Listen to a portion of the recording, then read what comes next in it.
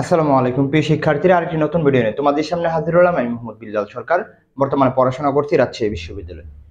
তো তোমরা যারা এই বছর অর্থাৎ 2025 সালে যারা রাজশাহী বিশ্ববিদ্যালয়ে ভর্তি পরীক্ষা দিবে, তাদের মধ্যে অনেকজনের কিউরিসিটি অর্থাৎ রাজশাহী বিশ্ববিদ্যালয় ভর্তি পরীক্ষার কিছু আপডেট নিয়ে তোমাদের কথা বলবো।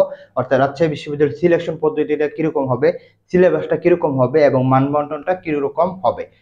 আমরা জানি যে রাজশাহী বিশ্ববিদ্যালয়ে এ ইউনিট যেটা রয়েছে সেখানে কিন্তু সকলেই পরীক্ষা দিতে পারবে। তো আজকে আমাদের কথা বলবো যে রাজশাহী বিশ্ববিদ্যালয় ভর্তি পরীক্ষার যে আপডেটটা রয়েছে 2025 সালে কিরকম হবে। প্রথম আমরা যে বিষয়টা নিয়ে কথা বলবো সেটা হচ্ছে সিলেবাস। আমরা যদি গত 2 বছর দেখি 2 বছর, তাহলে আমরা দেখবো যে রাজশাহী বিশ্ববিদ্যালয়ের যে এ ইউনিট বা যে কোনো ইউনিটের কথাই বলো, সেখানে কিন্তু এই 2 বছর কিন্তু তারা শর্ট সিলেবাসে পরীক্ষা নিয়েছে। কি সিলেবাসে? শর্ট সিলেবাসে, তাই না? তাহলে আমাদের রাজশাহী বিশ্ববিদ্যালয়ে যে প্রথম যে কথাটা আছে, তোমাদের মধ্যে যারা নতুন রয়েছে তাদের হচ্ছে মেন বিষয়। অনেক ধরনের প্রশ্ন করছে, ভাই রাজশাহী বিশ্ববিদ্যালয়ে কোন সিলেবাসে ভর্তি পরীক্ষা হবে।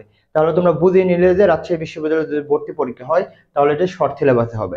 কিন্তু কিছু কথা রয়েছে, সেটা হচ্ছে যে এখান থেকে কিন্তু 70% কোশ্চেন আসবে, 100% কিন্তু তোমার কোশ্চেন আসবে না। অর্থাৎ আর 30% কিন্তু তোমাকে আদার থেকে প্রশ্ন করা হবে। অর্থাৎ রাজশাহী বিশ্ববিদ্যালয়ে যখন প্রশ্ন ব্যাংকটা পড়বে তখন দেখবে যে কিছু কিছু টপিক কিন্তু সিলেবাসের বাইরে আসে। যেমন কি রাইট ফর্ম অফ ভার্ব, মনে করো কারক, এগুলো কিন্তু সিলেবাসের বাইরে। এরকম যে টপিকগুলো রয়েছে আমরা সাজেশন দিব রাজশাহী বিশ্ববিদ্যালয় এই ইউনিটের সকল ইংলিশ বাংলা জিকে সাজেশন দিব, তখন তোমরা দেখতে পারবে। আর এই জন্য হলেও কিন্তু চ্যানেলটি সাবস্ক্রাইব করে পাশে থাকতে হবে। তো এখানে কিন্তু শর্ট সিলেবাস থেকে 70% কোশ্চেন আসবে। তো তুমি আগে শর্ট সিলেবাসটাকে আগে খেয়ে ফেলো এবং 70%কে কনফার্ম করো যে আমি 70% মার্ক পাবো। তো সিলেবাসের যদি কথা বলি তাহলে হচ্ছে যে এখানে সংক্ষিপ্ত সিলেবাসের পরীক্ষা হবে। 2 নম্বর যেটা হচ্ছে সেটা হচ্ছে যে মানবন্টন। মানবন্টনের যদি আলাপ করি তাহলে এখানে কয়েকটা বিষয় দেখবো। সেটা হচ্ছে যে আমরা বাংলা, ইংলিশ এবং জিকে তিনটার উপর পরীক্ষা হয় এবং বাংলার মধ্যে আমরা দেখতে পারবো 28টা প্রশ্ন, ইংলিশের মধ্যে 28টা প্রশ্ন এবং জিকের মধ্যে দেখতে পারবো 24টা প্রশ্ন।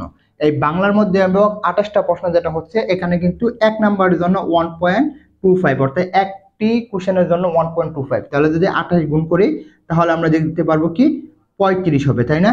এখানের ক্ষেত্রেও 35 আর এখানের ক্ষেত্রে হবে কি 30। অর্থাৎ এখানে 70 আর এখানে হচ্ছে কত, এখানে হচ্ছে 30। তাহলে হচ্ছে আমাদের 100 নাম্বার।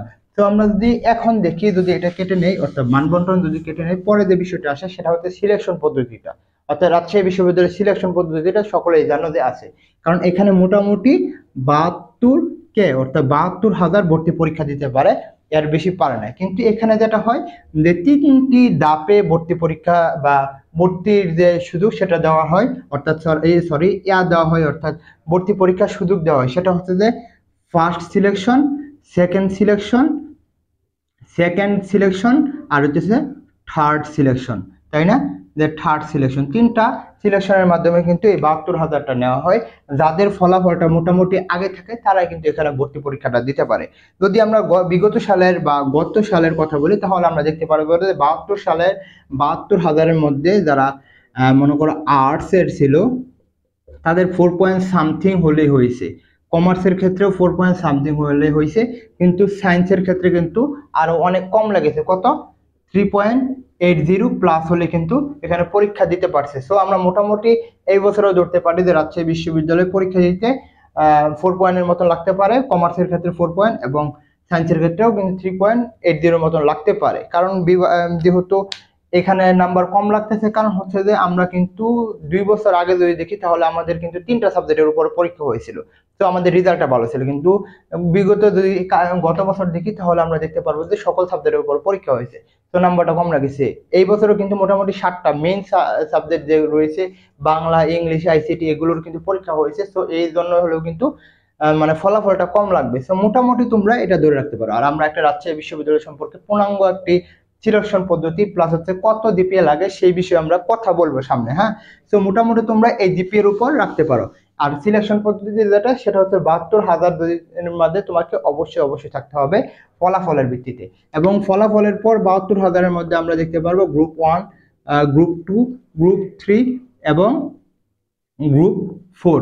এই চারটার মধ্যে যেটা হবে 18K অর্থাৎ 18,000 করে এখানে পরীক্ষা হবে এবং এখানে মানে প্রতিটা গ্রুপের যেটা হবে, এই গ্রুপে 18,000-এর মধ্যে মনে করো 400 সিট দিল, এই 400 সিট কারা পাবে? শুধুমাত্র এই 18,000-রা পাবে। গ্রুপ 2 এর স্টুডেন্টরা কিন্তু এখানে যেতে পারবে না।